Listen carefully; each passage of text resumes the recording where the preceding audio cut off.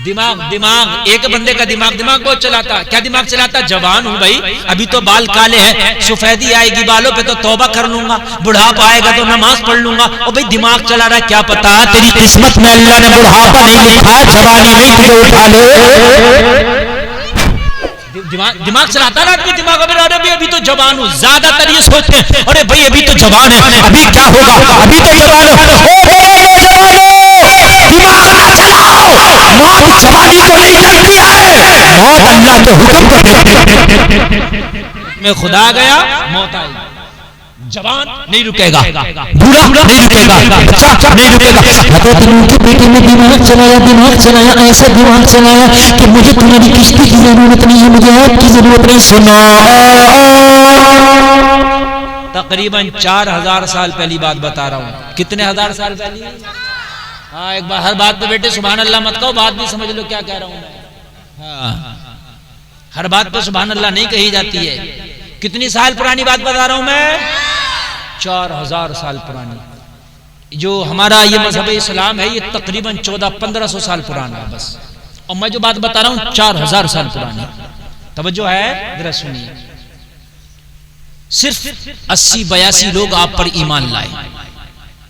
और उम्र कितनी हुई हजरत नूह की मालूम है? 950 बरस। कितनी उम्र थी हजरत नूह अलैहिस्सलाम की? जोर से बोले 900। तकरीबन 50 वर्ष कम कर लीजिए तो 1000 बरस आपकी उम्र हुई। इतनी उम्र का अब आदमी हो रहा कोई नहीं, अब नहीं है। अब मुश्किल से 60-70 तक जाती है। यही अबरेज है, यही मेरे नबी का पैगाम है कि मेरी उम्मत की जो उम्र है, मेरे उम्मती जो है वो 60 और 70 के दरमियान रहेंगे। लगभग यही उम्र चल रही है। पहले उम्र ज्यादा थी हजरत नूह की 950 बरस, लेकिन ईमान लाने वाले इनसे ये ड्रामा कराते रहना, कभी बनवाते रहना, कभी घर बेटे बैठ जाओ। बांध दो या खोल दो इसको। अगर खोल दोगे तो कोई हवा से मर नहीं जाएगा, बांध दोगे तो कोई घुर नहीं जाएगा। एक बार छोड़ दो इसको। इसको ऐसे सोचे कि बस यही है जिंदगी का, बस इसको बांधे रहो, बांधे मर जाएंगे, पता नहीं कितने मर जाएंगे। अरे भाई बैठ जाना, खोल दे, बस खोल दो इसको। वो लोग भी बैठ के सुन रहे हैं, बहुत अच्छा जलसा चल रहा है भाई। और एक बात सुन लीजिए, आप जब बैठ ही गए हैं तो मोहब्बत से बैठ के जरा इधर उधर ना करा करें। मेरी जो तकरीर होती है ना वो मजमे से चिपक के होती है। आप सुनेंगे तो मैटर आता जाएगा, आप नहीं सुनेंगे तो फिर मैं भी अपना रटा रटाया मैटर शुरू कर दूंगा। सुन लीजिए। हाँ, दो तरह की चीजें होती है, एक मेहनत करना होता, एक मेहनत की हुई पहले वो खाना होता। मैं मेहनत करने की कोशिश करता हूं तकरीर में। तवज्जो कीजिए, दिमाग चलाया, मुझे तुम्हारे रब की हेल्प की जरूरत नहीं, मैं अपना इंतजाम खुद कर लूंगा। एक बात बताऊं, साइंस आज बहुत आगे बढ़ी है, लेकिन उस जमाने में भी साइंस काम करती थी। उसने साइंस लगाया, दिमाग लगाया। काय का कहा तूफान आएगा, तूफान में पानी होगा और वो कश्ती में जो लोग सवार होंगे वो बचेंगे। उसने दिमाग लगाया। पता क्या दिमाग लगाया? उसने ये दिमाग लगाया, अगर किसी पहाड़ पर मैं शीशे का पिंजरा, शीशे का महल, शीशे का एक छोटा सा कमरा बना लूं और दरवाजा बंद करके उसके अंदर पैक हो जाऊं तो पानी मेरा क्या बिगाड़ेगा। मगर उसे पता ये नहीं था कि खुदा का अजाब हर जगह पहुंच जाता है। ये पता नहीं था कि खुदा का अज़ाब हर जगह पहुंचता है। वो शीशे में भी पहुंचता, फौलाद में भी पहुंचता, जमीन के तहखानों में भी पहुंचता, आसमानों की बुलंदियों पर भी पहुंचता। अल्लाह का अज़ाब हर जगह पहुंचता है। दिमाग ना लगाओ, बहुत दिमाग लगा लिया, हर मामले में दिमाग चल रहा है। ये कौम दिमाग लगा लगा कर ही तो ये अल्लाह की बारगाह से जो है दूर हटती चली जा रही है। दिमाग, एक आदमी तो फातिहा भी मोबाइल से पढ़ रहा था, खुद तो पढ़ना आती नहीं, मोबाइल में फातिहा डाउनलोड थी और रख दी खाने के सामने। दिमाग भाई फातिहा हो रही है, तुझे किसने कह दिया? ये तो बता दे कि बोला ना फातिहा हो रही है। ओ भाई तो फिर नमाज भी डाउनलोड कर ले और मोबाइल रख दे पांचों टाइम। बात है कि नहीं? डाउनलोड कर लो, डाउनलोड करके जब फजर का टाइम हो अपने रख दो। अच्छा, उसमें बटन भी दबाने की जरूरत नहीं, उसमें तो सेट हो जाता है टाइम। वो जब सेट आएगा खुद ही शुरू हो जाएगा। और मेरे भाई, हर जगह दिमाग काम नहीं करता, अल्लाह की इबादत करना ही पड़ेगी तभी नमाज है। अजान मोबाइल में अगर दिला दो तो अजान नहीं होगी, अजान आपको पढ़ना ही होगी। हाँ अगर सुनिए मजा आएगा। तो मेरे भाई हर जगह दिमाग नहीं लगेगा। और मेरे भाई दिमाग लगाया। इधर हजरत नूह ने अपनी कश्ती को संवारा, अपनी कश्ती को बनाना शुरू किया। और जलसे में आने वाला बाप कश्ती बना रहा है, बेटा एक पहाड़ पर अपना शीश महल बना रहा है। ये अल्लाह के सहारे है, ये दिमाग के सहारे है। सहारा दोनों ले रहे थे, ये अल्लाह के सहारे और ये दिमाग के सहारे। किश्ती बनी, तैयार हुई, शीश महल बना, तैयार हुआ, दोनों तैयार। अजाब का वादा आ गया, बोलो सुभान अल्लाह। हजरत नूह को आदम सानी भी कहा जाता। क्या कहा जाता? आदम सानी, यानी दूसरे आदम। किस लिए कहा जाता? इसलिए कहा जाता है कि हजरत आदम से पूरी दुनिया बनी। वबस्स मिनहुमा रिजालन कसीरन व निसाआ। कुरान में है कि अल्लाह ने एक मर्द और एक औरत से, और खासकर मर्द ही से, व खलक़ मिनहा ज़ौजहा, अल्लाह ने कुरान में फरमाया हजरत आदम से उनकी बीवी को पैदा किया। व खलक़ मिनहा ज़ौजहा, अल्लाह ने हजरत आदम की बाईं पसली से उनकी ज़ौजा को पैदा किया। फिर आगे आयत में अल्लाह फरमाता है कुरान में, वबस्स मिनहुमा रिजालन कसीरन व निसाआ, अल्लाह ने उन दोनों से फिर बहुत से मर्द औरतों को पैदा किया। लेकिन असल जो है बुनियाद वो आदम ही है, इसलिए कि हव्वा को भी आदम ही से पैदा किया है। समझ रहे हैं आप? असल कौन है? आदम ही। तो आदम से दुनिया को पैदा किया, दुनिया को बनाया। ऐसे ही हजरत नूह को आदम सानी इसलिए कहा जाता। हजरत नूह के जमाने में जब तूफान आया था, पूरी दुनिया फना हो गई, तबाह बर्बाद हो गई, दुनिया खत्म हो गई। फिर हजरत नूह के बाद ही दुनिया का सिलसिला दोबारा चला। हजरत नूह के 10 बेटे थे, नहीं 3 बेटे। कितने? हाम, शाम, याफस। हाँ 3 बेटे बचे। कितने? हाम, शाम, याफस। ठीक है, याफस के 10 बेटे थे। वो मैं अलग, फिर वो लंबा हो जाएगा कहानी, समझ रहे हैं आप? और याफस की औलादों में इधर चाइना के बॉर्डर तक आई सब, समझ रहे हैं आप? हाँ ये सब कबीले, और उधर पहुंचे हैं अफ्रीका तक, बहुत लंबा। पूरी दुनिया में सबसे ज्यादा हुकूमत की है वो याफस के बेटों ने की। आपको मैं बता दूं, सबसे ज्यादा पूरी दुनिया में जो हुकूमत की है किसने की है? याफस के बेटों ने की, पूरी दुनिया में सबसे ज्यादा। हाँ आज जो टर्की है ना, टर्की, ये सब उसी की औलादों में। आज भी ये लोग हुकूमत कर रहे हैं। बहरहाल मेरा वो टॉपिक नहीं, कभी मैं तारीख में जाऊंगा तो बताऊंगा। अल्लाह अल्लाह, जरा गौर करो, जरा गौर करो। दिमाग चलाया ओ लोगो, तेरी मेरी तो औकात क्या है? नबी का बेटा दिमाग चला रहा है। अल्लाह की रहमत कह रही है, ओ ना, तू अपना इंतजाम कर ले, मेरी मर्जी के मुताबिक ये दिमाग चला रहा है। देखना इसे कैसे मारूंगा, कितना जलील करके मारूंगा। चलाने दो दिमाग, मारूंगा और कितना जलील करके मारूंगा, कितनी घिनौनी मौत मारूंगा इसको। चलाने दो दिमाग। मेरे भाइयों हर जगह दिमाग नहीं चलता। दिमाग चलाता, मस्जिद के इमाम की धड़ी नहीं दूंगा तो बच जाएगा। चला दिमाग नहीं, हंसने की नहीं बात समझ लेना, खबरदार जो कोई हंसा। चला दिमाग, धड़ी कितनी की होगी? 300 की, 400 की, 500 की, 600 की हैं? अगर अल्लाह ने तबीयत खराब कर दी तो दवा कितने की लगेगी? भाई बात समझने की है कि नहीं? बात समझने की मेरे भाई है कि नहीं है?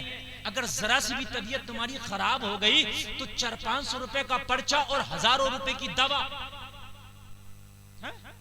मेरे भाई दिमाग न चलाओ, दिमाग न चलाओ। अल्लाह की बारगाह में खड़े होकर कहो, मौला अच्छाई बुराई तेरी तरफ से है, मौला तेरी तरफ से है खैर शर, मौला तेरी तरफ से है मौत जिंदगी, मौला तेरी तरफ से है इज्जत जिल्लत। मेरे रब तेरी बातों पे अमल करना मेरा काम है, जिंदगी संवारना तेरा काम है। दिमाग ना चलाओ। बात सुने मजा आ जाएगा। हजरत मूसा के जमाने में एक बंदा था जो 200 साल इबादत किया। कितने साल? 200 साल इबादत की कज़ा ही नहीं हुई। 200 साल तक सजदा कज़ा ही नहीं हुआ। ये नमाज़ें जो आज हमारे यहाँ निजाम है ना, इस तरह का निजाम तो नहीं। नमाजें पहले भी थी, सजदा पहले भी था, इबादतें पहले भी थी, मगर वो निजाम अलग था, इबादतों का तरीका अलग था। हर नबी के शरीयत में तरीका अलग था। तवज्जो करना, 200 साल तक अल्लाह अल्लाह किया। हजरत मूसा से रब ने फरमाया, मेरे मूसा उस 200 साल की इबादत करने वाले मेरे बंदे से कह दो कि तेरी एक सजदा भी अल्लाह ने कबूल नहीं किया। बता रहा हूं, अल्लाह वाले दिमाग नहीं चलाते जब अल्लाह की बात आती है तो बस वो मचल जाते हैं। क्या कह दो मूसा कि तेरे 200 साल के सजदों में एक सजदा भी कबूल नहीं हुआ, नहीं हुआ। हजरत मूसा आए, हजरत मूसा ने आके कहा, ए अल्लाह के बंदे, ये 200 साल से इबादत करने वाले बंदा खुदा, अल्लाह का फरमान है कि तेरा एक सजदा भी कबूल नहीं हुआ है। आज का होता दिमाग चलाता है, मेरे रब मेरी 200 साल की इबादत पे पानी फिर गया, मौला मैं तो तबाह बर्बाद हो गया। यार किसी की सुबह से लेकर शाम तक की मेहनत तबाह हो जाए तो रोता है, हाथ पैर पीटता, और उसकी 200 साल की मेहनत पे पानी फेर दिया गया कि एक सजदा कबूल नहीं, एक सजदा भी कबूल नहीं। बोलो तकलीफ होनी थी कि नहीं होनी थी? बच्चा अगर इम्तिहान में फेल हो जाए तो कितने बच्चे रोते हैं, और कितनों को तो हमने देखा फेल होने के गम को बर्दाश्त ना कर सके, बहुत से लोगों ने खुदकुशी कर ली कि हम फेल क्यों हो गए। अपनी मेहनत को फेल होते हुए इंसान नहीं देखता, इसने 200 साल की मेहनत पर पानी फिरता देखा, मगर जब बात रब की आई, कहा मूसा किसने कहा मेरी इबादत कबूल नहीं, कहा रब ने कहा। रब ने कहा तो अब दिमाग नहीं चलाना चाहिए। अब दिमाग क्यों हुई, क्या हुई, उसकी मर्जी, अब दिमाग नहीं चलेगा। दुनिया का मामला होता तो मैं चलाता, लेकिन अब दिमाग नहीं चलेगा। झूमने लगा, खुशी में झूमने लगा, तेरा शुक्र है मौला, तेरा शुक्र है मौला, तेरा शुक्र है मौला, तेरा शुक्र है मौला। हजरत मूसा ने फरमाया, पागल है, वो दीवाना है, 200 साल की मेहनत पर पानी फिरा है, वो खुशी में झूमता है, और खुशी में झूमता है। कहने लगा, कलीम, और अल्लाह के पैगंबर, यहाँ दिमाग चलाने की जरूरत नहीं है। ओ मूसा, इबादत करना हमारा काम है, कबूल करना उसका काम है। तुम कहते हो अल्लाह ने इबादत कबूल नहीं की, मैं फिर भी खुश हूँ। कहा किस लिए? कहा खुश होने की वजह यह है, इबादत कबूल करे न करे ये उसकी मर्जी, मैं तो खुश इसलिए हूँ कि रब ने कम से कम हमारा नाम तो ले लिया। कम से कम रब ने हमारा नाम तो ले लिया, रब ने हमें हयात तो कर लिया। अरे यही काफी है कि महबूब की जबान पे अपना नाम आ गया। इधर शीश महल बनकर तैयार हो गया, उधर कश्ती बनकर तैयार हो गया। हजरत नूह ने अपने तमाम चाहने वालों को, तमाम अपने उम्मतियों को, तमाम अल्लाह पर ईमान लाने वालों को कश्ती में सवार किया। वो कश्ती जो हजरत नूह ने बनाई थी 4000 साल पहले, आज एक लेटेस्ट न्यूज आपको दे दूं, मैं खबर दे दूं, वो कश्ती आज के साइंसदानों ने तलाश कर ली, मिल गई। कहीं रेत में दबी हुई मिली है, वो कौन सी जगह का रेत है, लेकिन दबी हुई मिली है, आज तक वो खराब नहीं हुई, उसके बहुत सा मलबा और कश्ती का पूरा ढांचा बाकी है। जिसे अल्लाह रखे उसे कौन चखे, बन के फानूस जिसकी हिफाजत हवा करे, वो शमा क्या बुझे जिसे रोशन खुदा करे। मिल गई है, मिल गई है। उधर वो शीश महल में बंद, इधर तूफान आया, कश्ती वाले लोग कश्ती में जिंदा है, ये भी अपने शीश महल में जिंदा है। पानी पानी, चारों तरफ तबाही, चारों तरफ मौत का समा, चारों तरफ कयामत का आलम, चारों तरफ चीखो पुकार, चारों तरफ अपने की अपने को खबर नहीं। लोग जब ऐसा वक्त आया, ये अपने शीश महल में चैन सुकून से बैठा था। अल्लाह का हुक्म देखो, हुक्म ये था बचेगा वही जो कश्ती नूह में सवार होगा, उसके अलावा फौलाद में चले जाओ, शीश महल में चले जाओ, पहाड़ों पे चले जाओ, जमीन के तहखाने में चले जाओ, इसलिए कि खुदा का हुक्म उन्हीं के लिए था जो कश्ती में है बचेगा, इसके अलावा नहीं बचेगा। लोगों दरवाजा बंद, चारों तरफ पानी, अंदर एंटर पानी पानी नहीं कर रहा है। क्यों? इसलिए कि शीशे में पानी अंदर जो है दाखिल नहीं हो सकता। दिख रहा था पानी आ गया मगर अंदर दाखिल नहीं होता, दिख रहा था पानी आ गया मगर अंदर दाखिल नहीं होता। लोगों, रिवायत में यहां तक आता है शीश महल के अंदर पेशाब लग गया। क्या हुआ? पेशाब इंसानी चीज है, जरूरत है, ये हाजत है इंसान को, लगा। अब दरवाजा खोलूं तो पानी आएगा। भाई अब अगर पेशाब करने के लिए दरवाजा खोले तो क्या आएगा? लगा बेटा दिमाग कितना लगाओ, लगाओ दिमाग कितना लगाओगे। अब कहां गया दिमाग? सोचने लगा यार पेशाब का तो मामला कब तक रहेगा, ये तूफान का मामला जब ठंडा हो जाएगा तो बाहर तो निकलना ही, अब दरवाजा तो खोल नहीं सकते, यही कर लो। उसी के अंदर पेशाब शुरू किया। शुरू तो इसने किया था मगर रब की रहमत बोली अब बंद हम करेंगे। शुरू तो कर दिया हो, बंद नहीं कर पाओगे। किया तो इतना किया कि घुटनों तक पेशाब, नाफ तक पेशाब, गले गले तक पेशाब, इतना पेशाब किया कि पूरा महल ही उसका भर गया। अपने ही पेशाब में चूहे की तरह डूब डूब कर मर गया। चलाओ दिमाग, अल्लाह से बढ़ सकता है कोई?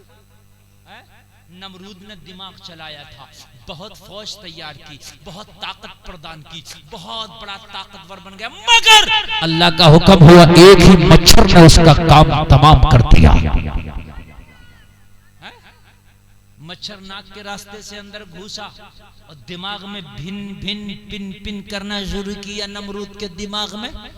तो दिमाग खराब हुआ। अपनी बीवियों से कहता था मेरे दिमाग पर जरा कूटाई करो, कूटाई, चप्पल से मारो, किसी चीज से मारो, जूते से मारो। और जब तक वो मारती थी जूता चप्पल तब तक मच्छर खून सुकून से बैठता था। और जैसे ही मार खत्म की फिर भिन भिन करना शुरू किया, फिर टेंशन दीवानों में सर मारता था।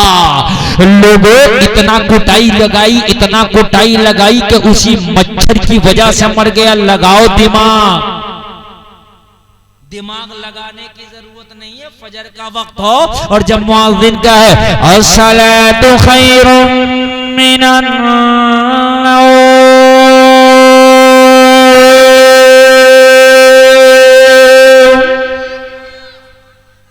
दिमाग लगाने की जरूरत नहीं है। सर्दी बहुत ज्यादा है, ठंडा बहुत ज्यादा है, कोहरा बहुत ज्यादा, ये सब की जरूरत नहीं है। चुपके से उठे, खटाक से वुज़ू कर, फटाक से मस्जिद में पहुंचा।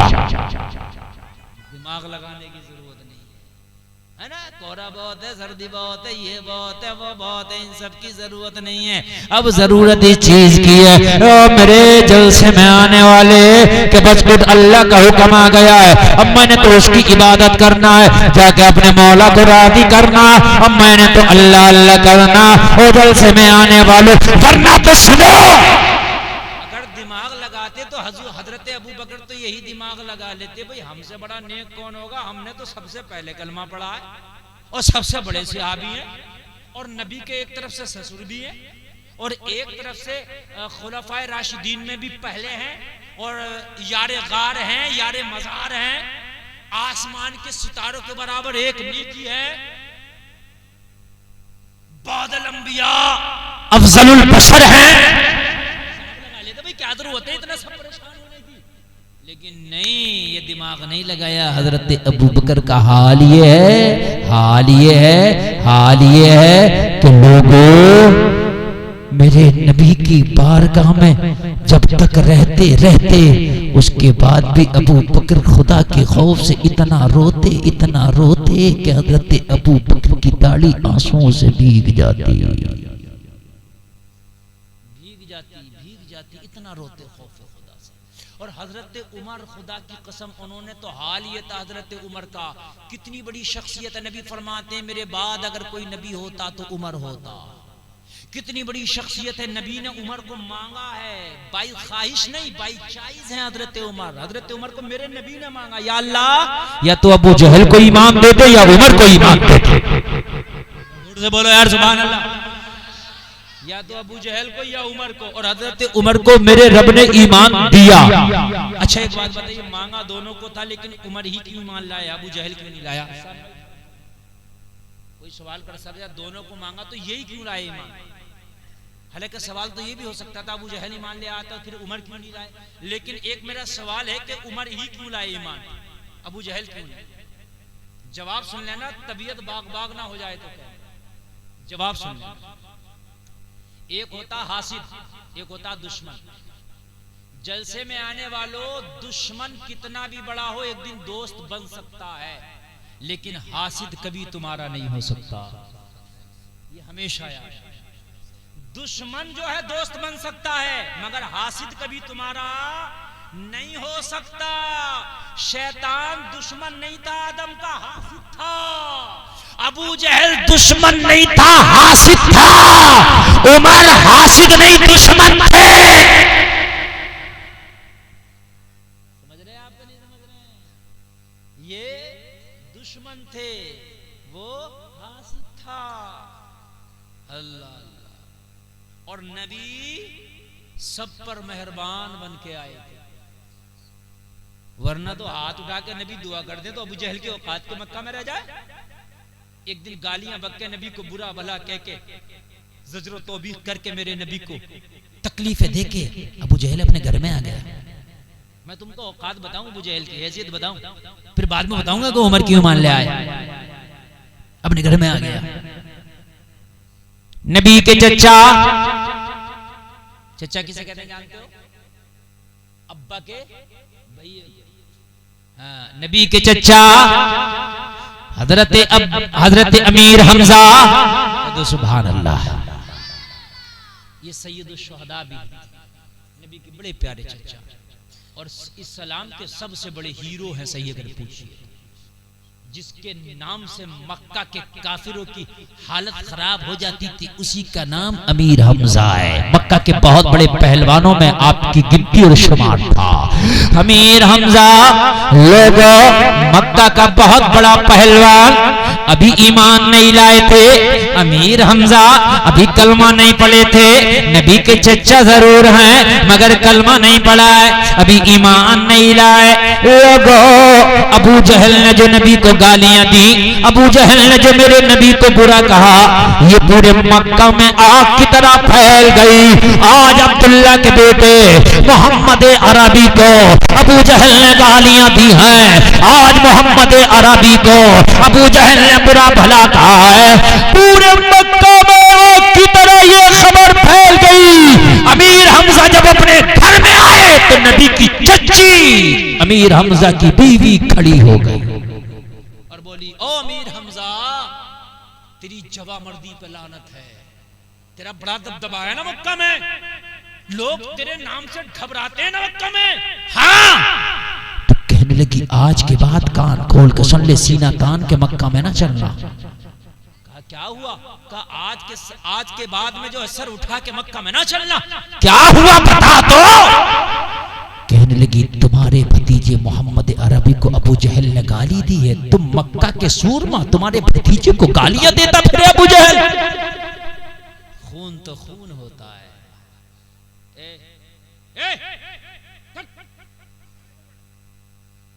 इतनी खतरनाक कौम है, खुदा की कसम। उसे तुम आगे बैठा देते हो इस कौम को। बहुत खतरनाक कौम है। कितने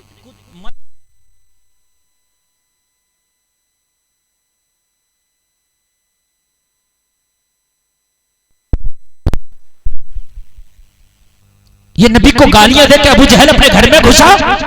उधर अमीर हमजा की बीवी ने ताना देना शुरू किया, हो मक्का के पहलवान, हो मक्का के सूरमा, हो मक्का के दबंग, हो मक्का के ताकतवर इंसान से आज के बाद सीना तान के न चलना, आज के बाद सर उठा के न चलना। क्या हुआ? कहा, तुम्हारे भतीजे मोहम्मद अरबी को अबू जहल ने गालियां दी। खून तो खून था, तैश आ गया। खून तो खून था, तैश आ गया। मसला मजहब का एक तरफ रह गया, मसला यह था कि मेरे भतीजे को क्यों गालियां दी हैं। ये डरते थोड़ी थे किसी से। अमीर हमजा उमर दो ऐसी शख्सियतें थी कि इनके नाम से पूरा मक्का घबराता, पूरा मक्का। लोगों जरा गौर करना, हजरत अमीर हमजा ने हाथ में कमान लिया, अबू जहल के दरवाजे पे जाकर के खड़े हो गए। और खड़े होने के बाद में बोले, अबू जहल, ये अलग बात है कि मेरे भतीजे मोहम्मद अरबी जिस मजहब का प्रचार कर रहे हैं, उस मजहब से मेरा कोई लेना देना नहीं है। मोहम्मद अरबी जिस मजहब के प्रचारक हैं, उससे मेरा कोई मामला और ताल्लुक वास्ता नहीं है। लेकिन सुन, मोहम्मद मेरा खून है, मेरे भाई का खून है। तूने गालियां दी है, बाहर निकल के आ।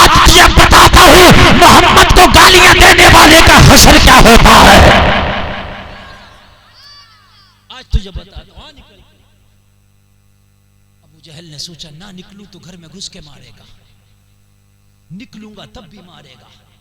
अमीर हमजा है ना, वो लोगों ये वो अमीर हमजा है, जरा कान खोल के सुनो। जब ईमान न लाए थे ना मक्का के लोग तब भी इनसे डरते थे, और जब ईमान ले आए ना तो खुदा की कसम काफिर इनसे बहुत डरते थे। है तुम में कोई ऐसा शख्स कि तुम्हारी वजह से बस्ती में कोई गलत काम ना करे कि यार ये इस्लाम का इतना बड़ा चाहने वाला है, अगर मैं गलत काम करूंगा तो वो आके मुझे टोकेगा? किया खौफ पैदा नहीं। तुम्हारे खेत में कोई हाथ नहीं डालेगा इसलिए कि तुम्हें खेत वाला आके मारेगा। लेकिन कभी एक बार तुमने ऐसा भी तो खौफ बनाया होता कि इस्लाम के ताल्लुक से अगर कोई इस्लाम के खिलाफ बदजुबानी करे तो तुझसे डरे? तूने ऐसा होल्ड ही नहीं बनाया। हजरत अमीर हमजा कहने लगे बाहर निकल, जरा तेरा मेरा हिसाब बाकी है। अबू जहल निकला, घबराहट चेहरे पे जाहिर है। क्या बात? हजरत अमीर हमजा ने फरमाया बात यह है तूने मेरे भतीजे मोहम्मद को गालियां दी है, तूने मेरे भतीजे मोहम्मद को बुरा भला कहा है।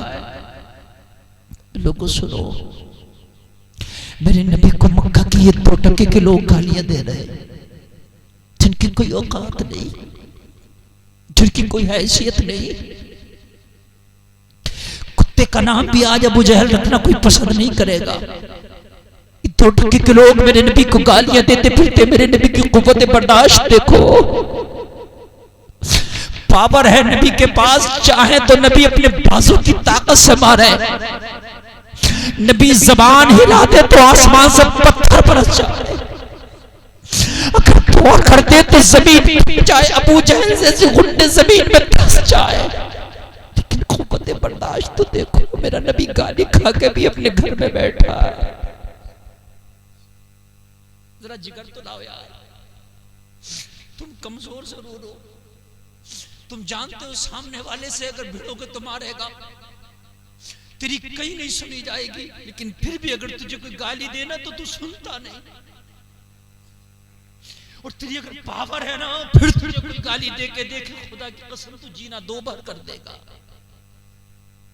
तू जमीन में जिंदा गाड़ देगा, उसकी सांसें उस पर दुश्वार तंग कर देगा।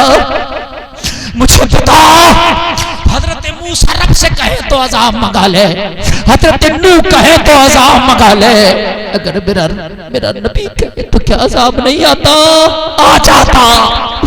मक्का में अबू जहल से गुंडे जमीन में खुदा की कसम दफन हो जाते, मगर कुव्वत बर्दाश्त दे। जलसे में आने वालों, तुमने उस नबी का कलमा पढ़ा है, कायनात की बर्दाश्त एक पल्ले में, आमिना के बेटे की बर्दाश्त एक पल्ले में। तुम्हारी बर्दाश्त कहां चली गई? तुम्हारे अंदर तो बर्दाश्त ही नहीं रह गई। जरा से भी बात हो तो तुम्हें तो बर्दाश्त ही नहीं है, एकदम उफन जाते हो, एकदम आग बगूला हो जाते हो। तुम तो अपने माँ बाप को भी नहीं बख्शते, अगर कोई बात आती है ना तो उनकी एक बात भी तुम्हें चुभ जाती है, एक बात भी उनकी तुम पलट कर देते हो। तुम तो अपने बड़ों को भी नहीं छोड़ते। तुम्हारी मस्जिद में नमाज पढ़ाने वाला इमाम अगर तेरे खिलाफ कोई बात कहते तो उसे भी नहीं छोड़ता। अरे तू कहता मैं मुसलमान हूं, मैंने नबी का कलमा पढ़ा, तूने कौन से नबी का कलमा पढ़ा? अगर कलमा पढ़ा तो सुन मेरे नबी का किरदार। अबू जहल जैसे 2% के लोग मेरे नबी को गालियां देके घर में बैठे, मेरा नबी बर्दाश्त कर, अगर बद्दुआ कर दे तो तबाह बर्बाद हो जाए। अबू जहल का कलमा पड़ा है, कुव्वत बर्दाश्त सामने रखो। कुरान कहता है वल काज़िमीनल गैज़ वल आफ़ीना अनिन नास वल्लाहु युहिब्बुल मुहसिनीन। जो लोग गुस्से को पी जाते हैं, लोगों को माफ कर देते हैं, अल्लाह एहसान करने वालों को पसंद फरमाता है। मेरे नबी की बर्दाश्त देखो, अगर हाथ उठा के दुआ कर दे तो अबू जहल जिंदा रह जाए। अरे बताइए रह जाएगा जिंदा? यार मेरे नबी अगर खुदा की कसम हाथ उठा के दुआ कर दे तो डूबा हुआ सूरज निकल आए, इसकी ताकत है कि ये रह जाए? मेरे नबी उंगली का इशारा कर दे तो आसमान के चांद के 2 टुकड़े कर दे। मेरे नबी जबान हिला दें तो यहूदी के आंगन का दरख्त अपने नबी अपने सहाबी के आंगन में बुला ले। मेरे नबी इशारा कर दें तो अबू जहल की मुट्ठियों से कंकरों से कलमा पढ़वा ले। जोर से बोले जाओ ना यार, सुभान अल्लाह। जब बोलोगे तो लगेगा कि हाँ हम सुन रहे हैं। बताइए पावर देखिए जरा, पावर देखिए। मेरे नबी हिजरत की रात अगर यासीन शरीफ पढ़ के एक मुट्ठी खाक मक्का के काफिले पे फेंक दे तो उनके दरमियान से निकल जाए, उन्हें पता ना चले। दरमियान से निकल जाए उन्हें पता ना चले। हजरत जाबिर की हांडी में थूक शरीफ डाल दे, 1500 लोगों को खाना पूरा हो जाए, कम ना पड़े। तवज्जो करना। हजरत अबू हुरैरा के हाथ का जो पियाला है दूध का, मेरे नबी उसमें दस्ते नबूवत डाल दे तो 70 सहाबा पी ले, फिर भी दूध खत्म ना हो। पावर तो देखो, मुझे लाओ तो जरा ऐसी पावर कहां से लाओगे, ऐसी ताकत कहां से लाओगे? या तो ये है कि नबी में पावर नहीं है, या तो ये है कि नबी मालिक मुख्तार नहीं है। अरे नबी की पावर का तो आलम ये है, नबी की ताकत का तो हाल ये है, नबी की ताकत का तो हाल ये है कि एक सिहाबी का बाजू जंग में कट गया, नबी ने एक जगह लगा के लुआबे दहन शरीफ लगा दिया, बाजू में ऐसा सर्जरी हो गया कि जैसा कभी कटा ना हो। तभी तो बरेली के रजा बोले, जिसके तलवे का धोबन है आगे हयात है वो जाने मसीहा। हमारा नबी कौन देता है देने को, मुंह चाहिए देने वाला है सच्चा हमारा।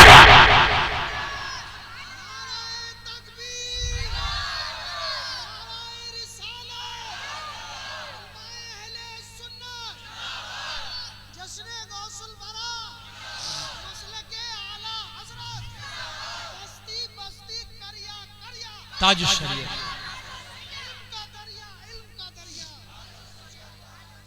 हाय हाय कुर्बान चाहिए। अच्छा लग रहा कि नहीं लग रहा? बात समझ में आ रही है तो सुनो। पावर अपने नबी की सुनो।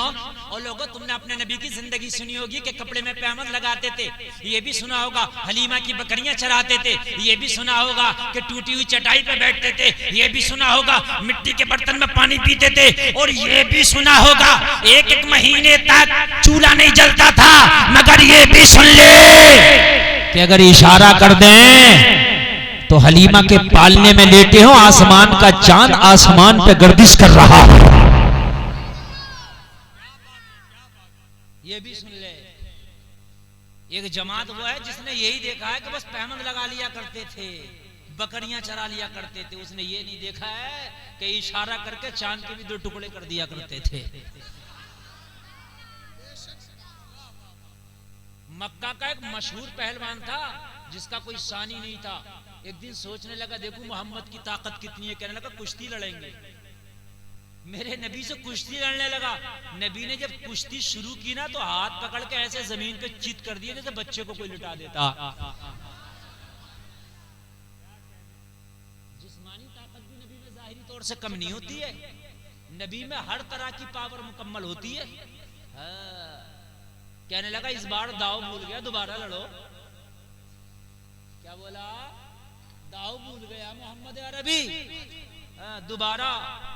और वही बात, दिमाग बात सही है और आपका दिमाग खूब चल रहा है इस वक्त माशाअल्लाह। पूरी समझ रहे हैं। कहने लगा दोबारा। मैंने नबी ने कहा आजा, और जब तक जिंदा तब तक भी लड़ेगा ना। ये मोहम्मद अरबी के बाजू है जिसको बारे दो आलम की परवाह नहीं, ऐसे बाजू की कुव्वत पे लाखों सलाम। वो बाजू है। आजा। दोबारा आया, नबी ने फिर बाजू से पकड़ा और ऐसे लिटा दिया जैसे बच्चे को लिटा देते। कहने लगा फिर दाव भूल गया, तो फिर आजा। आए हाय हाय। ये ना समझना कि नबी अबू जहल गालियां देता था, नबी कमजोर थे और इसका जबड़ा पकड़ के खींच लेते। ताकत भी अल्लाह ने इतनी दी। हाँ, ये नबी की ताकत थी कि 1 महीना भूखे रह के भी पावर मुकम्मल रहती थी। अबू जहल तो रह के देख ले, 1 महीना भूखा, प्रेशर लो ना हो जाए तो। अल्लाह ने ताकत दी अपने नबी को। हाँ, ये नबी की पावर है कि वही के नुज़ूल को बर्दाश्त तो करे। अल्लाह फरमाता है लौ अंज़लना हाज़ल कुरान अला जबलिन लरअयतहु खाशिअन मुतसद्दिअन मिन खशियतिल्लाह, अगर इस कुरान को मैं पहाड़ पर नाजिल कर देता तो अल्लाह के खौफ से पहाड़ भी रेजा रेजा रेजा हो जाता। ये सीना मुस्तफा है कि कुरान को भी बर्दाश्त कर रहा है। गोया कि मुझे कह लेने दो, सीना मुस्तफा पहाड़ से ज्यादा ताकतवर। यही तो तर्जमा हुआ कि नहीं हुआ? कुरान में 28वें पारे में अल्लाह कह रहा है अगर मैं पहाड़ पर नाजिल करता तो रेजा रेजा हो जाता। ये सीना मुस्तफा है जो कुरान को संभाला है। बोलो यार सुभान अल्लाह। अरे जलसे में आने वालों किसी कमजोर नबी का कलमा थोड़ी पढ़ते हो, तुम पावरफुल नबी का कलमा पढ़ते हो। अरे यार उनके अकीदे कमजोर होंगे जो नबी को कमजोर समझते हैं। हमारा अकीदा मजबूत है, हम तो अपने नबी को भी पावरफुल समझते हैं। कब समझा अपने नबी को? कभी कमजोर समझा ही नहीं। जो नबी को कमजोर समझ ले उसका अकीदा कमजोर है। बस बात यह है कि नबी को कुव्वत बर्दाश्त अल्लाह ने दी। एक बात बता दूं मैं आपको, सुन लीजिए। एक बात बताऊं, अभी मेरे रामपुर में डीएम ने एक मीटिंग ली थी, प्रधान, उसके अंदर सेक्रेटरी और बीडीसी मेंबर, चेयरमैन, सब लोगों को इकट्ठा किया, सबको। वो मीटिंग होती रहती है उनकी। उसने पूछा बताओ मर्द किसे कहते हैं? उसने कहा जिसके दाढ़ी हो, जिसके मूंछ हो। तो उसने बहुत सी मिसालें दी। बहुत से मर्द ऐसे जिनकी दाढ़ी और मूंछ नहीं, कुछ के आती नहीं, कुछ कटा मुना देते, तो क्या वो मर्द नहीं? बात है कि नहीं है? और बहुत सी औरतें ऐसी हैं कि चंद दाढ़ी के बाल उनके भी निकल आते, आपने देखा होगा, बुढ़ापे की वजह से या किसी वजह से होता है। बहुत सी और सी मिसालें दी। उसने सबको नकार दिया। फिर कहा सर आप बताइए, हाय हाय नबी में अल्लाह ने सारी चीजें ताम तरीके से अता की। नबी मर्द ही होता, औरत नबी नहीं होती। जोर से बोलिए। तो मर्दानगी की सारी निशानियां अल्लाह ने अपने नबी को ताम तरीके से अता की। सर आप बताइए। कहा जिसके अंदर कुव्वत बर्दाश्त जितनी ज्यादा हो उतना ही वो पावरफुल मर्द होता है। उफन तो औरत जल्दी जाती है, दो खुशी की बात कर दो झूमने लगेगी, और दो जरा गलत बात कर दो तो पूरी जिंदगी की मेहनत पे पानी भी फेर देगी। बात है कि नहीं है? लेकिन मर्द में कुव्वत बर्दाश्त ज्यादा होती है। निकाह औरत और शोहर यानी मर्द दोनों के मर्जी से तो होता, दोनों से ऐसे होता कि नहीं? लड़की से भी इज़्ज़त लिया जाता। और अरे तुम्हारे गांव में भी ऐसे होता, अलग होता है, ऐसे होता है ना? हाँ बता दियो। हाँ दोनों से लिया जाता नहीं इजाजत, तो फिर तलाक भी दोनों से होना चाहिए थी, चाहे ये दे दे चाहे ये दे। यार जब निकाह दोनों से हो रहा है, जुड़ रहा है, दोनों की मर्जी है, तो तलाक का भी होता, चाहे ये दे दे चाहे ये दे दे। मगर अल्लाह ने तलाक का निजाम मर्द के हाथ में रखा, पता ही उफन जल्दी जाती है। बात समझिए जरा। मैं कोई चुटकुला नहीं बयान कर रहा हूँ, बात समझिए। अगर औरत के हाथ में तलाक का मैटर होता तो तलाक ज्यादा होती। हंस रहे हो? अल्लाह का सजदा अदा करो। दिख रहा होता। हाँ होती तो, मगर रहती नहीं। हाँ ये आपको मैं बता रहा हूँ, मर्द को कुव्वत बर्दाश्त अल्लाह ने ज्यादा दी है, कुव्वत बर्दाश्त है उसके अंदर, इसीलिए तलाक का सारा मैटर उसी पर रख दिया। अगर औरत कहे भी इसने मुझे तलाक दे दी, नहीं मानी। मर्द ने तलाक दे दी हो और औरत ने सुन ली हो और वो कहे कि मुझे तलाक दी है, मर्द मना कर दे, नहीं मानी जाएगी। अगरचे तलाक हो गई, गुनाहगार मर्द रहेगा मगर मानी नहीं जाएगी। औरत के लिए जरूरी है कि गवाह पेश करे, वो गवाह लाए अपने के इनके सामने तलाक दी। गवाह ले आएगी तो फिर काजी शरा हुक्म देगा कि तलाक हो गई। और अगर गवाह ना ला पाई, अगरचे शोहर ने तलाक दे दी थी, गुनाहगार शोहर रहेगा, लेकिन तलाक नहीं मानी जाएगी। इतना हैवी मैटर मर्द के हाथ में कर दिया तलाक का। अल्लाह चाहता ही नहीं कि तलाक हो। जो तलाक दे देते ना, समझ रहे ना कहीं ना कहीं उनकी मर्दानगी में कमी। दाढ़ी दाढ़ी मूछ वालों को मर्द नहीं कहते। कुव्वत बर्दाश्त, तेरे खाने में नमक ज्यादा हो गई, नमक कम हो गई तो तेरी कुव्वत बर्दाश्त इतनी खत्म हो गई कि तूने तलाक दे दी। तेरा कहना नहीं माना, तेरे कहने से तेरे कहने से ये नहीं किया वो नहीं किया, तूने तलाक दे दी। मर्द किस लिए है? मर्द वो होता है जिसमें कुव्वत बर्दाश्त होती है। जितनी कुव्वत बर्दाश्त ज्यादा है वो उतना ही बड़ा मर्द है। बर्दाश्त करें आपको अल्लाह ने मर्द बनाया, हाकिम बनाया अल्लाह ने। अल्लाह अल्लाह, मेरे नबी के अंदर खुसूसियात देखे। अबू जहल गालियां दे रहा, मेरे नबी सुकून से घर में बैठे। यार जोर से बोले, अगर कोई दूसरा आदमी होता तो मुझे ये बताइए, बैठता जीना हराम कर देता। पावर है नबी के अंदर, जमीन को हुक्म देते धसा लेती, आसमान को हुक्म देते पत्थर बरसा देता, पहाड़ों से कहते पीस देते। लेकिन अमीर हमजा को पता चला, अमीर हमजा हाथ में कमान लेके अबू जहल के दरवाजे पर आ गए। हो अबू जहल, मेरे भतीजे को गालियां दी है, मोहम्मद अरबी को बुरा भला का निकाल। निकला, खून का मामला था, जलाल था, हाथ में जो कमान था अबू जहल के सर पे दे मारा। अबू जहल के सर पे कमान मारा, सर फट गया, खून निकल गया। खून निकला, अमीर हमजा खुश हो गए, भतीजे का बदला हो गया। और लोगों जरा जरा दिल के कानों से सुन लेना, मेरे नबी की बारगाह में हजरत अमीर हमजा आए हैं, अभी कलमा नहीं पड़ा। ओ भतीजे टेंशन ना लेना, ओ भतीजे खमा करना, ओ भतीजे अपने आप को यतीम न समझना। अमीर हमजा का हाथ तेरे सर पर है, मैंने अबू जहल से बदला ले लिया, उसके सर पे कमान मार दिया। ओ मेरे भतीजे मोहम्मद, मैंने एक गाली का बदला ले लिया है, तुझसे वादा करता हूँ मक्का में अगर किसी ने तेरे पर उंगली उठाई तो जीना हराम कर दूंगा। जीना हराम कर दूंगा। अगर कोई और होता तो भतीजा सीना तान लेता, जिसका चाचा इतना बहादुर हो वो भतीजा क्यों डरे। मेरे नबी की आंख में आंसू आ गए। हाय हाय, मुस्तफा करीम की आंख में आंसू आ गए। हजरत अमीर हमजा ने कहा, भतीजे क्या मैं तेरा बदला लेने में मैंने हक अदा नहीं किया? क्या मैंने कोई कमी छोड़ दी? क्या मेरा भाई अब्दुल्ला होता तो इससे बेहतर बदला लेता? मेरे नबी ने फरमाया, चचा मेरे मकसद कोई तुमने नहीं समझा। अगर मेरा मकसद समझ लिया होता तो आज सीना तान के नहीं कह रहे होते कि मैंने अबू जहल से बदला लिया। मेरा मकसद ही बदले लेना नहीं है, मेरा मकसद ही खून बहाना नहीं है, मेरा मकसद किसी को तोड़ना नहीं है। खुदा की कसम कलेजे मुंह को आते हैं जब नबी का किरदार पढ़ता हो तो। जान बात ये नहीं है, आप सोचते हो मेरे गाली देने वाले को आपने मारा मेरा कलेजा ठंडा होगा, मुझे खुशी मिलेगी? नहीं। तो कहा फिर भतीजे मामला क्या है? कहने लगा बात ही कुछ और है।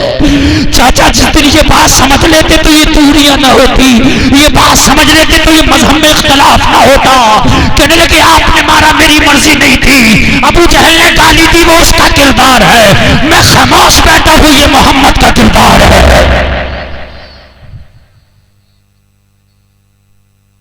मुझे खुशी नहीं हुई, आपने मारा जरूर, मुझे खुशी नहीं हुई। जरा गौर करना यार, तुम्हें अगर कोई गालियां दे दे, तेरा खानदानी अगर उसे मार के आए तो तू कितना खुश होगा? उसे सीने से लगाएगा, पीठ थपथपाएगा। कोई बाप को गाली दे, बेटा मार के आए तो कलेजे से लगाएगा, तूने आज बेटे होने का हक अदा कर लिया। अगर बेटे को कोई मारे, बाप बदला लेके आए तो बेटा सर फख्र से ऊंचा करके बोलेगा, मेरे बाप तूने आज बाप होने का हक अदा कर दिया। लेकिन मोहम्मद अरबी कह रहे हो मेरे चचा, मेरा तो मकसद ये नहीं था, आपने मारा अबू जहल को, मुझे खुशी नहीं हुई। कहने लगे तेरी चाची अपनी बीवी से वादा करके आया हूं, अमीर हमजा जब तक तुझे मुंह नहीं दिखाएगा जब तक के मोहम्मद के चेहरे पे मुस्कुराहट ना आ जाएगी। तुम्हारी चाची मेरी बीवी ने मुझे घर में रहना जीना दुश्वार कर दिया था, तुम्हारे भतीजे को गालियां दी जा रही हैं और तुम मक्का के सूरमा कहला रहे हो। मैं कसम दे के आया था, वादा करके आया था, जब तक मुंह नहीं दिखाऊंगा, जब तक घर में कदम नहीं रखूंगा, जब तक कि अबू जहल का हश्र पुराना कर दूंगा। ओ मेरे भतीजे, कसम खाई है, कसम की लाज रखी जाएगी। जब तक अपनी बीवी को, तुम्हारी चाची को मुंह नहीं दिखाऊंगा, जब तक तुम्हारे चेहरे पर मुस्कुराहट नहीं आ जाएगी। अबू जहल को मारने से खुशी नहीं हुई तो पता किसे किसे मारना है, बताओ किसे किसे मारना है। जिसे जिसे कहोगे उसे उसे मारूंगा, लेकिन चेहरे पे मुस्कुराहट आएगी। मेरे नबी ने क्या बोला, सुनोगे तो तड़प जाओगे। कहो चाचा, मारने से तो मुस्कुराहट आएगी। चाहते हो मैं खुश हूं? हाँ। चाहते हो चेहरे पे मेरे मुस्कुराहट आए? हाँ। चाहते हो आज मुस्कुराहट मोहम्मद के चेहरे पे खेले हो? नबी ने फरमाया चाचा, फिर मैं जो बोलूंगा वो करना होगा। मैं जो बोलूंगा वो, जोर से बोलिए, जो बोलूंगा वो अच्छा लगे तो मजमे से कोई खड़े होकर नारा लगाएगा। मेरे करीम मुस्तफा ने कहा, ओ मेरे भतीजे, आज तू बोलता जा, मैं करता जाऊंगा। आज खून की आग लगी है, आज सीने में आग लगी है, आज कसम खा के आया हूं, आज चेहरे पे मुस्कुराहट देखना है। आज भतीजे बोलते जाओ, आज मैं करता जाऊंगा। आज भतीजा होने का, आज चाचा होने का हक अदा करके जाऊंगा। इतना कहना था, मेरे करीम मुस्तफा की जबान पर जो जुमले गर्दिश कर रहे थे, ओ जलसे में आने वालों, उन जुमलों को सुनो, रूह को ताजगी मिल जाएगी। मेरे मुस्तफा ने फरमाया, चाचा अमीर हमजा, चाहते हो मोहम्मद के चेहरे पे मुस्कुराहट खेले तो मोहम्मद का कलमा पढ़ लो, मुस्कुराहट खेल जाएगी।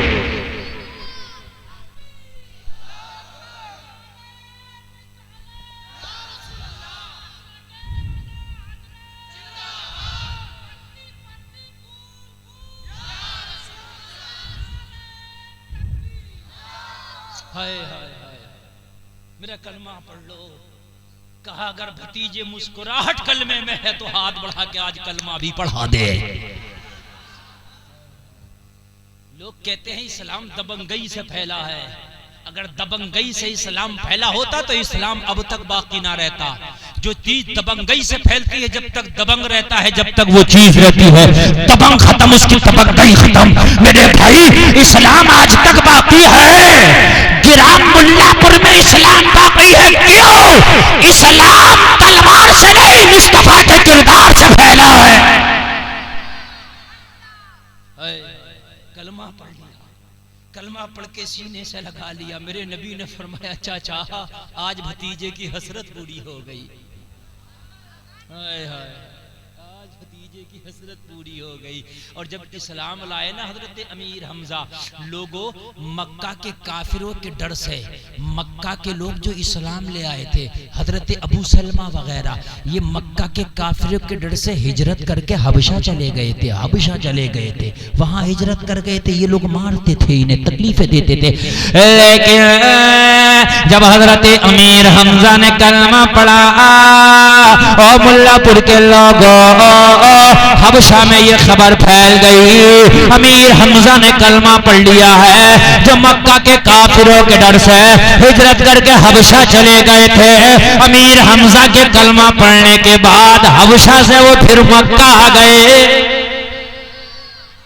चलो यार, अब तो शेर ने कलमा पढ़ लिया है। चलो यार, तो शेर ने कलमा पढ़ लिया है। अबू जहल नबी का हासिद था, उमर नबी के मुखालिफ थे, नबी के दुश्मन। इसलिए कि हासिद कभी एक नहीं हो सकता, दुश्मन एक हो सकता है। इसलिए अबू जहल कलमा ना पढ़ पाया और हजरत उमर ने कलमा पढ़ लिया। अल्लाह आपको सलामत रखे। नींद भी आ रही होगी, सर्दी भी लग रही होगी, और भाई सलीम रजा पीरी भीतों को भी आपको सुनना है। बहुत अच्छी, बहुत लंबी तकरीर मैंने आपके सामने कर ली। अल्लाह कहने से ज्यादा अमल की तौफीक अता फरमाए। आखिरी बात सुन लें और बात में ख़त्म कर लूँ। बहुत कामयाब जलसा है, इतना कामयाब जलसा है अल्हम्दुलिल्लाह ये कि इतने कामयाब जलसे कम होते हैं। अच्छा अच्छा, अल्लाह सलामत रखे। देखिए चाचा का हमारे जज्बा देखिए, 1.25 घंटा तकरीर हो गई है मगर उसके बावजूद भी आपके जज्बे जवान है, सुभान अल्लाह। मेरे बाद एक शायर को पढ़ना है, इसका ख्याल रखो। जलसा कामयाब वो है जो कामयाबी के साथ इख्तिताम पजीर, जो कामयाबी के साथ चले वही जलसा कामयाब है। 3 घंटे तकरीर करना कमाल नहीं है। मेरे पास अल्लाह ने वो रज़वी सीना दिया, मैं 4 घंटे भी बोल दूं, समझ रहे हैं आप। लेकिन कामयाबी इसी में, मेरे बाद जो शायर है वो भी आपका मेहमान है, उसको भी आप इज्जत और मोहब्बत के साथ सुन ले, उसी को कामयाब जलसा कहते हैं, है ना। और हमेशा तो ये होता है मेरी इस 10-12 साल की लाइफ में, सलीम भाई जहाँ भी होते हैं वो पहले ही पढ़ते हैं और शायर पहले ही पढ़ते हैं, मैं बाद में ही तकरीर करता हूँ। लेकिन आज मुझे कोहरा बहुत ज़्यादा लंबा निकलना है, कुछ पता नहीं कोहरा रोड पर कितना हो, इस वजह से मैंने जल्दी तकरीर की और वो शॉर्ट तकरीर करके बस मैं आपसे रवानगी चाहता हूँ। आखिरी बात सुने, सारा मजमा बोले सुभान अल्लाह। मैं जो कह रहा था कि दिमाग ना चलाओ, दिमाग ना चलाओ, अपनी अकल के घोड़े ना दौड़ाओ, अल्लाह के सामने सरे तस्लीम खम कर लो। हजरत उमर इतनी बड़ी शख्सियत, हजरत उमर इतनी बड़ी ज़ात। लोगों जरा गौर करना, एक बात सुन लेना, मैं आपको बताऊं, घोड़े नहीं चलाए अकल के उमर, तू तो इतना बड़ा है, तेरी तो नेकियां आसमान के सितारों के बराबर हैं। ना ना ना ना, अगर नबी के बाद कोई नबी होता तो उमर तू होता। ना ना ना, तू 22 चॉइस है, तुझे नबी ने मांगा है, अकल के घोड़े नहीं दौड़ाए उमर ने। मालूम है उमर का हाल ये था, उमर ने एक नौकर अपने घर में रखा था, उसका काम क्या था? उमर के कपड़े धुलना, झाड़ू पोंछा लगाना नहीं, उमर की सवारी तैयार करना नहीं, उमर को खाना पका के देना, नाश्ता देना नहीं। फिर काम क्या था यार? उमर का बिजनेस संभालना नहीं, उमर का मामला देखना नहीं, सिर्फ उसका काम था 24 घंटे में 1 सेकंड उमर का काम करता था। कितने? सिर्फ 1 सेकंड काम करता था। और महीने की जब 30 तारीख आती थी तो अपनी सैलरी लेके जाता था। कितना आसान काम होगा। आज तक तुमने कोई ऐसी नौकरी देखी जो 1 सेकंड काम करना पड़े 24 घंटे में? देखिए उमर की नौकरी देखिए, 1 सेकंड। मुझे भी ताज्जुब हो रहा है, 1 सेकंड और महीने की 30 तारीख को पूरी तनख्वाह। किस लिए रखा था? उमर ने कहा था रोजाना आया करना मेरे पास और रोजाना आके मेरे कान में कहा करना, उमर जरा ख्याल रखना मरना है। बस इतना कह दिया और चला गया, और कोई ड्यूटी नहीं और कोई काम नहीं। फिर दूसरे दिन आता, उमर जरा जिंदगी हिसाब से गुजारना मरना है। महीने की तारीख है। हमारे क्या हाल है? शुगर हमें, ब्लड प्रेशर हमें, टीवी हमें, दमा हमें, और कितने खतरनाक मर्द हैं, फिर भी क्या कह रहे हैं? मकान जरा 6-6 सरियों के पिलर वाला बना दे। नहीं, सब कुछ तो मौत सामने दिख रही है, कब्र में पैर लटक रहे और दुनिया की इतनी तैयारी कर रहा, मरने की कब करेगा? एक बूढ़े आदमी से मेरी मुलाकात हुई, उसकी उम्र है तकरीबन 65। यार एक बात बताइए, 1 सेकंड का काम, इससे अच्छी जॉब क्या होगी? हमारा तो हाल ही है, अभी तो बाल काले हैं, तौबा करके क्या करेंगे? अभी तो जवान है, बाज तो बूढ़ा भी ना, उसकी हेयर कटिंग की दुकान में ना गाल फुला फुला के कहता है, एक बाल भी मत छोड़ना, फिटकरी का ढेला भी लगा दे। बड़ा रिगड़वा था मेरे भाई, क्या रिगड़वाने से, ये बाल निकलवाने से क्या उम्र बढ़ जाएगी? बूढ़े बैल के सींग काट लो, क्या जवान हो जाएगा? नहीं होगा ना। हजरत उमर ने ड्यूटी लगाई थी रोजाना ना, मौत की याद दिलाना, चले जाना। एक रोज हजरत उमर खलीफतुल मुस्लिमीन आईना देख रहे थे, आईने में अपनी दाढ़ी का एक बाल सफेद नजर आ गया।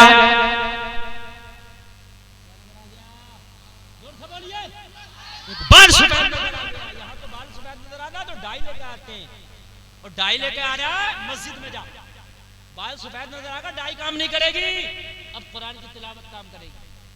बाल सफेद आ रहे हैं, मेहंदी ये काम नहीं करेगी, डाइयां लगा रहा है। ओ कुरान को याद, कोई पढ़, अल्लाह को याद कर। हजरत उमर का जब नौकर आया, उमर मरना है, कहा आज के बाद नहीं आना, अपना हिसाब करना, आज के बाद नहीं आना अपना हिसाब कर ले।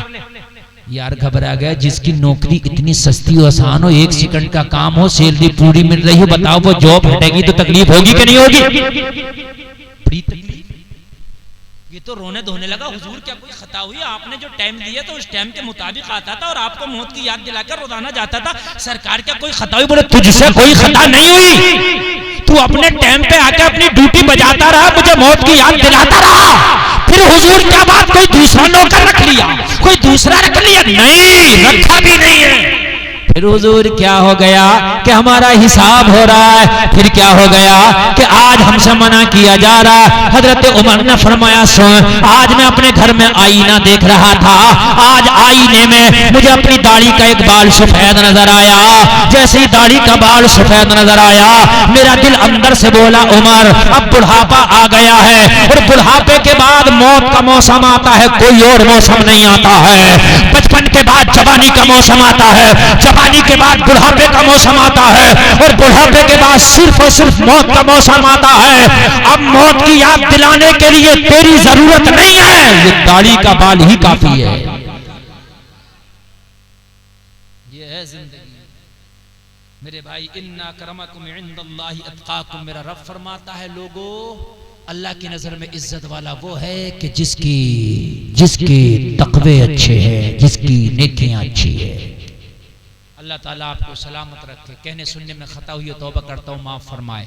कलमा शरीफ पढ़ो, ला इलाहा इल्लल्लाह मुहम्मदुर रसूलुल्लाह, इस्लाम जिंदाबाद, व मा अलैना इल्लल बलाग। बैठ के आगे का प्रोग्राम समाप्त करें। अस्सलामु अलैकुम।